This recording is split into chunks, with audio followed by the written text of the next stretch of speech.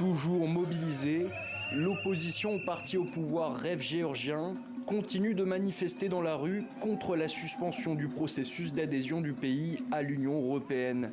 Le 14 décembre dernier, un collège électoral dominé par le parti au pouvoir désigne comme nouveau président Mikhail Kavelashvili, un ancien footballeur connu pour ses prises de position ultra-conservatrices et anti-occidentales.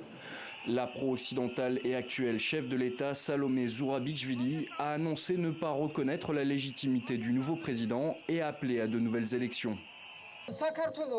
La Géorgie ne se rend jamais lorsqu'elle défend ce qui est juste. Et la Géorgie a raison. Vous avez raison.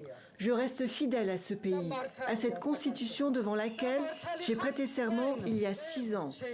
Alors que Salomé Zourabichvili a annoncé qu'elle refuserait de quitter son poste au dernier jour de son mandat, dimanche 29 décembre, elle a été menacée d'arrestation par le chef du gouvernement Irakli Kobakizadeh. Sur Twitter, le ministre français délégué chargé de l'Europe a dénoncé une intimidation. Les menaces d'emprisonnement de la présidente Zourabichvili par le Rêve géorgien sont inacceptables et incompatibles avec toute perspective européenne. Les violences et les intimidations contre les manifestants doivent cesser. Vendredi, Washington a annoncé avoir pris des sanctions envers Bedizna Ivanishvili, un milliardaire soutien du parti Rêve géorgien et considéré comme l'homme fort de la Géorgie. Pour la première fois dans l'histoire du pays, la cérémonie de prestation de serment du chef de l'État se déroulera à huis clos au Parlement.